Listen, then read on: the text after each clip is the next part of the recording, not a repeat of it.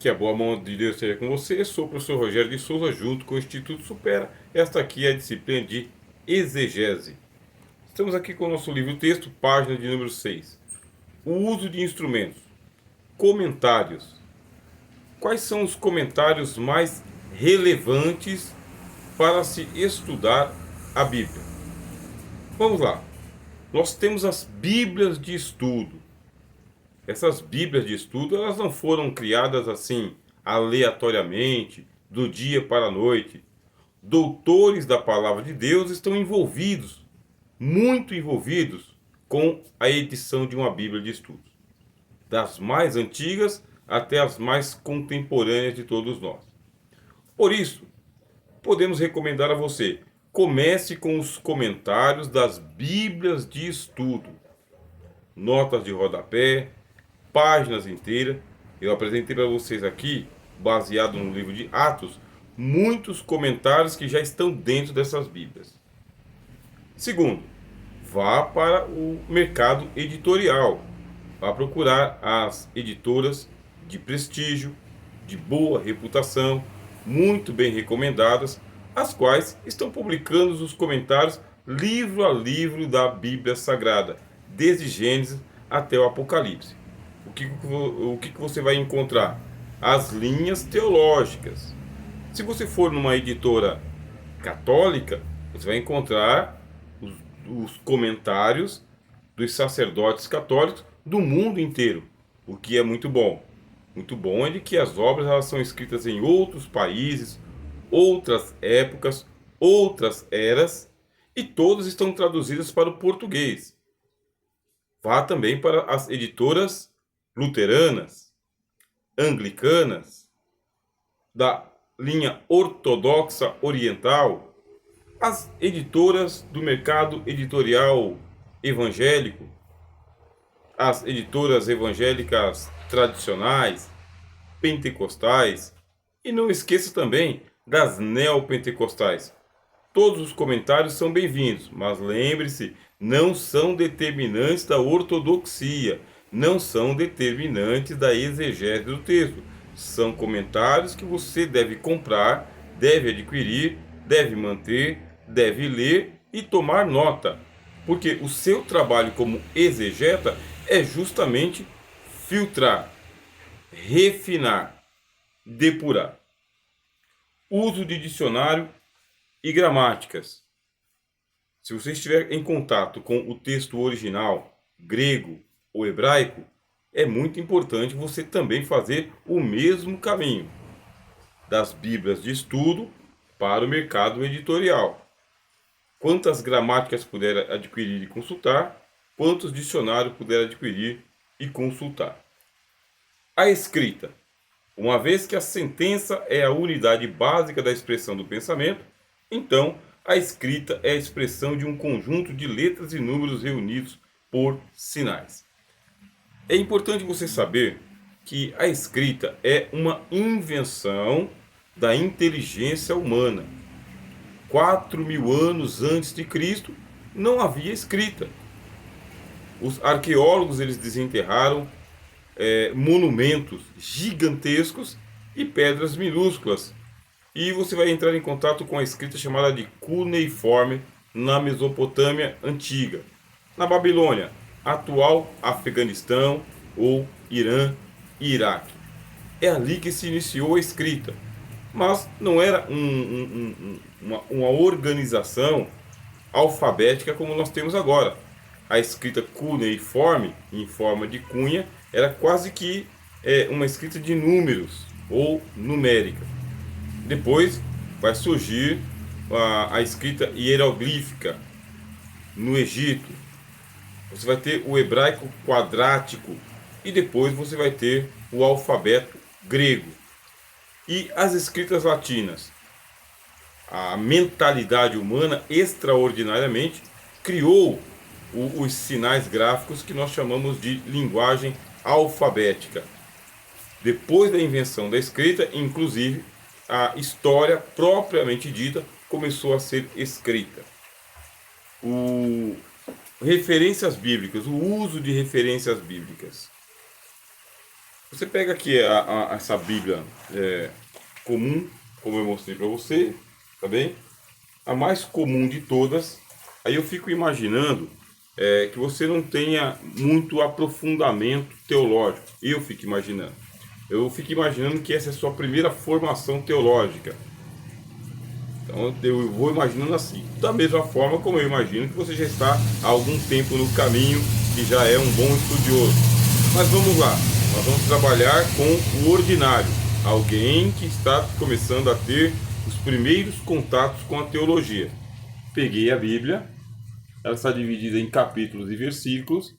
E aqui embaixo, no rodapé da Bíblia, existem algumas referências que a gente chama de referências cruzadas. Por quê? Porque do texto aqui em cima, você vai para o rodapé e começa a andar a Bíblia toda. Isto, quando eu comecei a estudar as Escrituras em 1994, era o meu exercício favorito. Foi assim que eu comecei a estudar a Bíblia.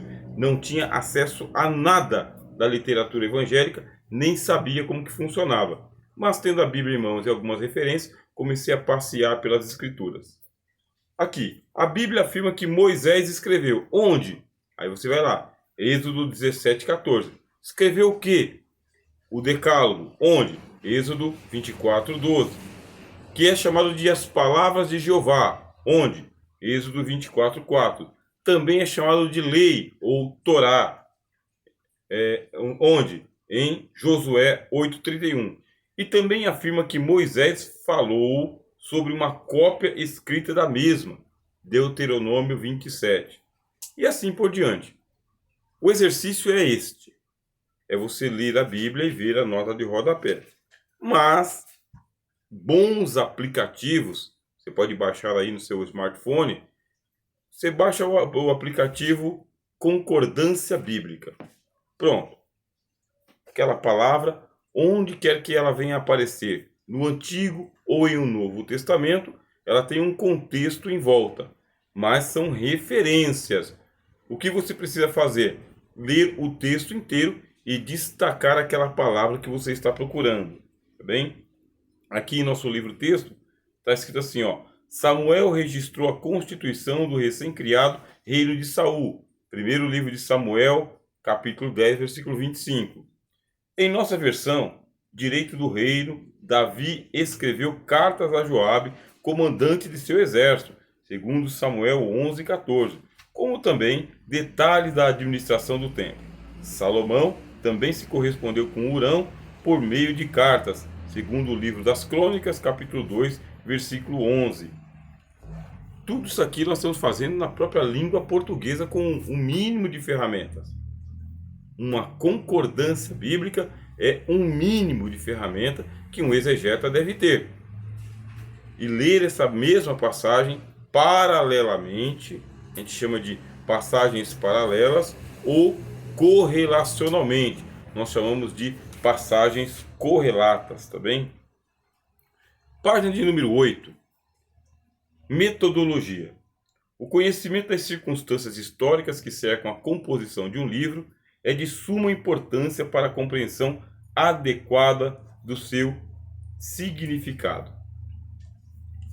Veja só, quem é você no reino de Deus? Nesse momento você é um estudante ou um estudioso. Preste atenção na palavra estudante e estudioso. Parecem sinônimas, mas semanticamente elas são diferentes. São semelhantes, mas semanticamente são diferentes. O que é um estudante? O estudante ele é fortuito, eventual, quando dá. O que aparece? O que vem na mão dele? O que lhe dão para estudar? Esse é o estudante. E o estudioso? O estudioso é ato contínuo. Não espera que chegue em sua mão. Vai atrás. Não descansa enquanto o assunto não estiver no seu domínio intelectual. Está sempre abrindo janelas para mais áreas de conhecimento. O estudante, ele se limita a uma área do conhecimento. Ele se recreia bastante. não leva tão a fundo aquilo que ele está aprendendo. É o estudante. O estudioso não. O estudioso ele vai muito além das expectativas da grande maioria e por isso ele se torna um erudito, uma pessoa que conhece muito e conhece bem. Se você for um estudante, a sua metodologia será uma. Se você for um estudioso, a sua metodologia será outra, tá bem? Ora, eu não sei para quem exatamente eu estou me direcionando nesse momento. Espero que sejam para estudiosos. Mas, se não for o caso, e você for apenas o estudante da teologia, também serve para você. Você vai ser levado para um ramo da teologia chamado de crítica textual. A crítica textual, nós podemos apresentar ela para você como sendo algo novo, relativamente novo. Porque a partir do século XVIII, preste bem atenção, nós temos a antiguidade. Os historiadores dividiram a história da humanidade em grandes períodos. O período maior que existe é chamado de antiguidade. 30.000 antes de Cristo até o ano 500. Mas por quê? Por que 30.000 antes de Cristo? Porque tem aquele período pré-histórico. Período pré-histórico é aquele período em que o homem não tinha domínio da escrita. Male male desenhava nas cavernas, da onde vêm as pinturas chamadas de rupestres, pinturas na pedra. Mas é uma espécie de escrita iconográfica, desenho na parede. Mas não é qualquer desenho, afinal de contas, até hoje eles estão lá. Tamanha tecnologia que foi desenvolvida, seja através da tinta, seja através da escultura. Ainda assim, estavam na antiguidade pré-histórica. Quando surgiu o domínio da escrita, sai da pré-história e vem para a história. 4.000 antes de Cristo. De 4.000 até 500 depois de Cristo, você ainda está na antiguidade. E o que é que marca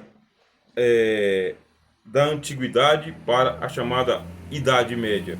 É justamente a queda de Roma. Os 4 gigantescos impérios da antiguidade: Babilônia, Medo-Persa, Grécia e Roma. Esses 4 gigantescos impérios que surgiram na antiguidade, eles mantêm a humanidade nesse período histórico, antiguidade. Quando surge a queda de Roma, com as invasões bárbaras, Roma caindo no poder dos bárbaros, ainda se preserva a civilização, mas inicia-se o que é chamado de Idade Medieval. Precisa estudar o medievalismo. Existe a Alta Idade Média e a Baixa Idade Média. A Alta Idade Média, ela é considerada assim por quê? Porque é onde era feita a maior produção intelectual de todos os tempos. Depois vem a Baixa Idade Média, aonde não tem tanta produção intelectual assim. Terminando a Idade Média, os historiadores marcaram o início da Idade Moderna. O que é a Idade Moderna? É o cientificismo, é a procura da ciência para colocar no lugar da teologia e da filosofia teológica. A ciência tomando o espaço do conhecimento. Começa a Idade Moderna. Com o início da Idade Moderna, tudo está sendo questionado. Deus, o homem, a terra, a religião, a política, tudo está sendo questionado. E a Bíblia não escapou a esse questionamento. Foi nesse período, durante a Idade Moderna, que surgiu a crítica textual, chamada também de alta crítica. Qual que é o embasamento da alta crítica? Primeiro, qual certeza que eu terei de que a Bíblia é a palavra de Deus? Existe a teoria da inspiração plenária e verbal da Bíblia. Mas é uma teoria. O que diz essa teoria? Bom, de acordo com os critérios dos protestantes, reformadores e dos católicos, a Bíblia ela recebeu uma inspiração sobrenatural do próprio Deus. Deus estava com os profetas e apóstolos, lhes dando tanto os pensamentos quanto as palavras. Não é um ditado, a Bíblia não se trata de um ditado mecânico, mas de uma inspiração sobrenatural. A Bíblia é a palavra de Deus.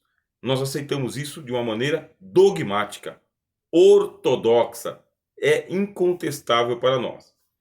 Mas os cientistas, eles têm por metodologia fazer a crítica de todas as teorias. Tudo bem, se a Bíblia é a palavra de Deus, vamos colocar ela sob o escrutínio da razão. E foram encontrados, então, as contradições nesta teoria da inspiração plenária e verbal. Começa por onde? Começa pelos manuscritos. Os manuscritos não são textos originais. Isto é, os autógrafos originais não estão em nossas mãos. Não temos nenhum texto original. Zero. Seja do Velho Testamento, seja do Novo Testamento. Não temos nenhum texto. E as Bíblias, elas se diferem. Mas se diferem por quê? Por causa dos manuscritos.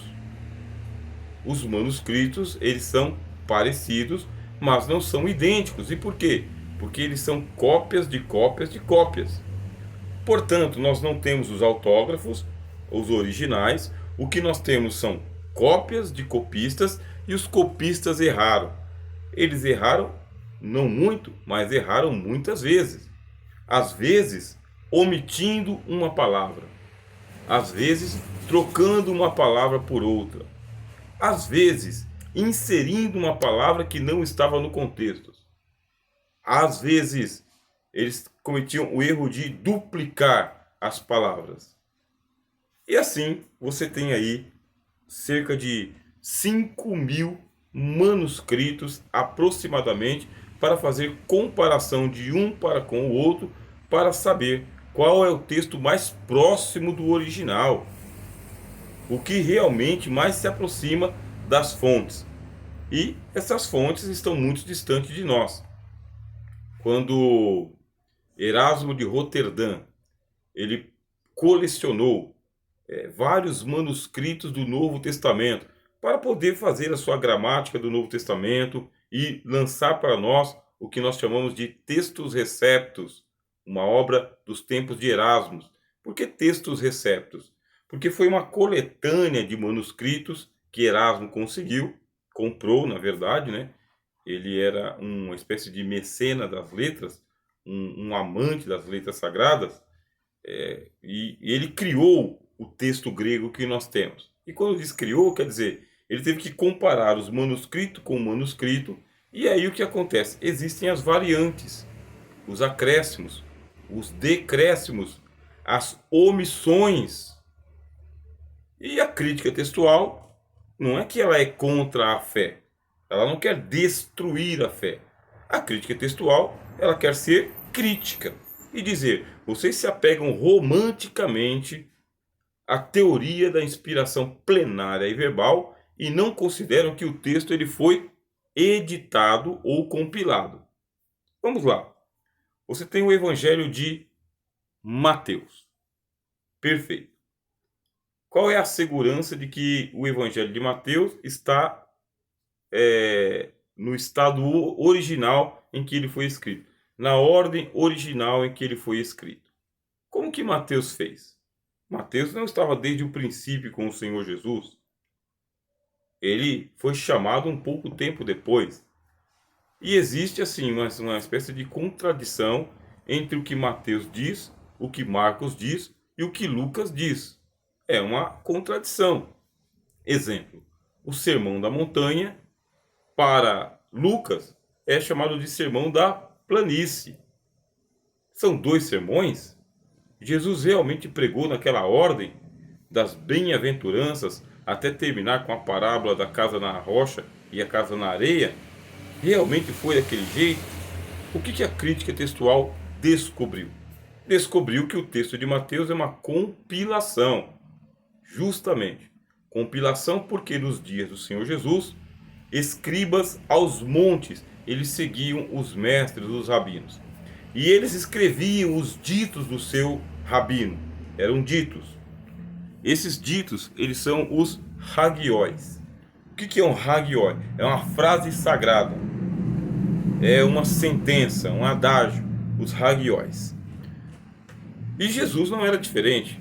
Ele tinha as suas frases: bem-aventurados os que choram, porque eles serão consolados. Bem-aventurados os pacificadores, porque esses são os filhos de Deus. Bem-aventurados que têm fome e sede de justiça, eles serão fartos. Qual que é a teoria da crítica textual? A teoria existe, para nós existe a teoria da inspiração plenária e verbal. Nós entendemos que o Senhor Jesus subiu o monte e ele começou a falar de uma vez só as bem-aventuranças. A crítica textual diz: não. O que aconteceu é que Mateus, ele ajuntou os hagioi de Jesus, os ditos de Jesus. Mateus construiu Jesus subindo o monte, porque Jesus está dando a legislação do reino de Deus e ele está fazendo um equivalente com Moisés. Assim como Moisés subiu o monte, Cristo subiu o monte. Assim como Moisés trouxe os 10 mandamentos, Cristo trouxe as bem-aventuranças. As bem-aventuranças não foram ditas no monte. As bem-aventuranças foram ditas ao longo do ministério de Jesus. Mas Mateus compilou, isto é, ajuntou o material. O material não está na ordem que aconteceu. O material está na ordem que ele foi arrumado por Mateus. Mas a própria crítica textual diz: nem tudo que está no Evangelho de Mateus foi escrito por Mateus. Porque tempos depois, você pega a oração que o Senhor Jesus nos ensinou. Pai nosso que estás nos céus, santificado seja o teu nome. É uma oração litúrgica, uma oração da igreja. E essa oração da igreja termina com: porque teu é o reino, o poder e a glória. Amém. Essa inserção, teu é o reino, o poder e a glória, é uma doxologia da igreja. A crítica textual disse: Jesus não fez aquela oração completa. Houve uma inserção, houve uma outra inserção, em nome do Pai e do Filho e do Espírito Santo. Acontece que em nenhuma parte dos evangelhos de Jesus existe essa ideia de Pai, Filho e Espírito Santo, porque é uma fórmula trinitariana e o trinitarianismo ele é resultado da teologia cristã lá para o quarto século. Portanto, existe aí uma inserção da fórmula trinitariana no batismo. Jesus não teria dito: batizando-as em nome do Pai, e do Filho e do Espírito Santo. Isso aí foi a igreja quem colocou. A crítica textual faz isso. Ela vai desconstruindo o texto. Ela vai fatiando os textos. Ela vai encontrando as repetições que existem num ponto e no outro para perceber que o texto ele é uma colcha de retalhos. A crítica textual, você pega essa Bíblia aqui, que é a Bíblia de Jerusalém. E ela fala sobre a Torá,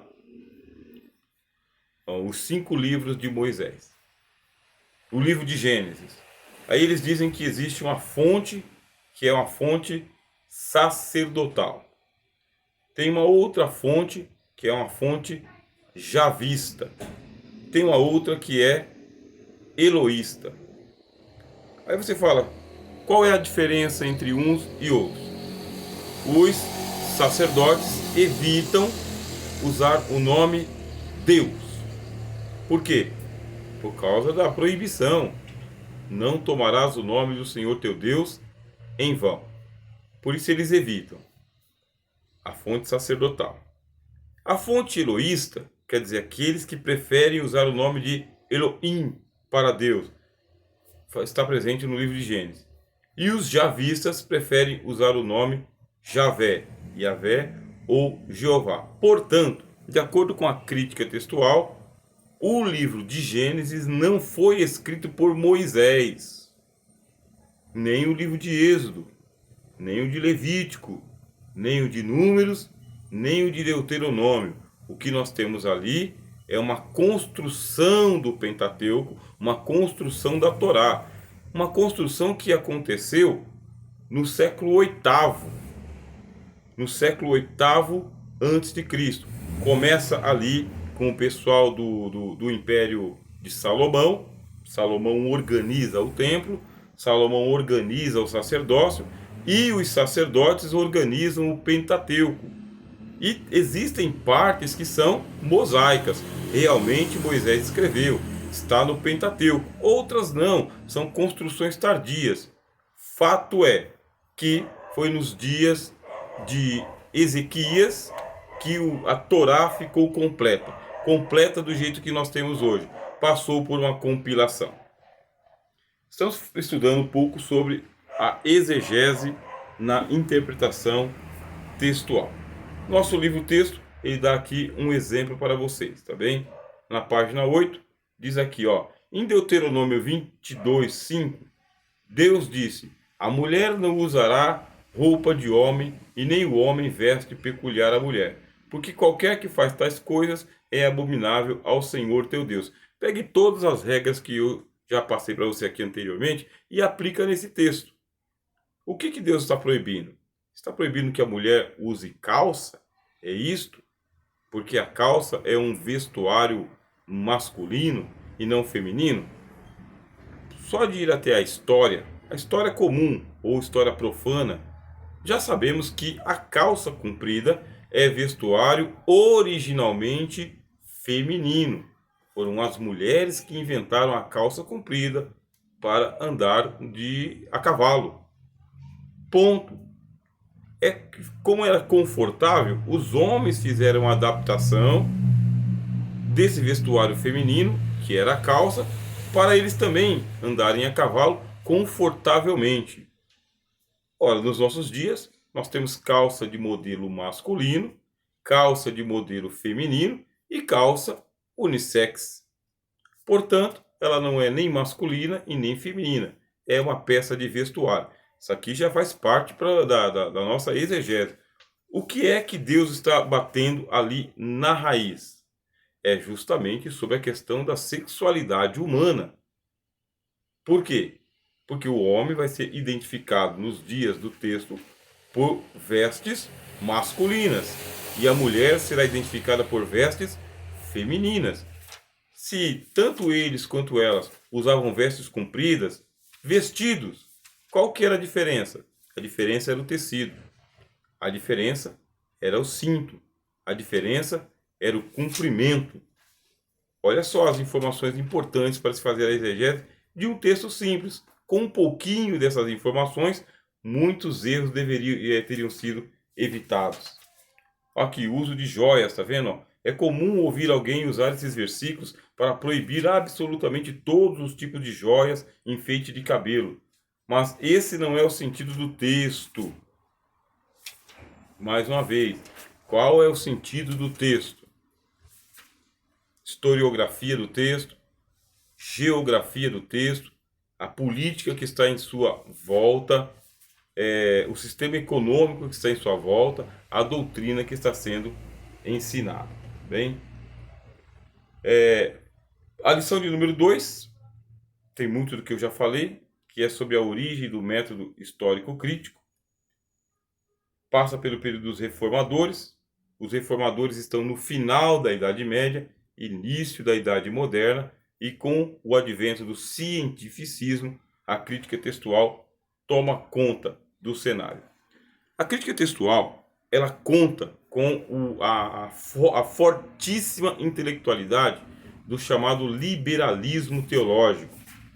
O liberalismo teológico, ele gerou o deísmo e o ateísmo. Teólogos ateus, teólogos que são cientistas da religião, não creem na existência de Deus, mas se apresentam como teólogos. São investigadores das ciências da religião. E os deístas acreditam que Deus existe, mas não é o Deus da Bíblia, não é o Deus que toma conta de pardais e de plantas no campo. O liberalismo teológico não defende, por exemplo, a soberania de Deus. Existe nos nossos dias um ramo teológico chamado de teísmo aberto. E dentro do teísmo aberto, Deus não é nem mesmo onisciente. Bom, até aqui deu para a gente caminhar tranquilo.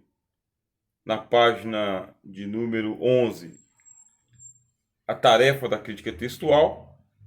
Existe aqui em negrito, inclusive, tá vendo? Ó?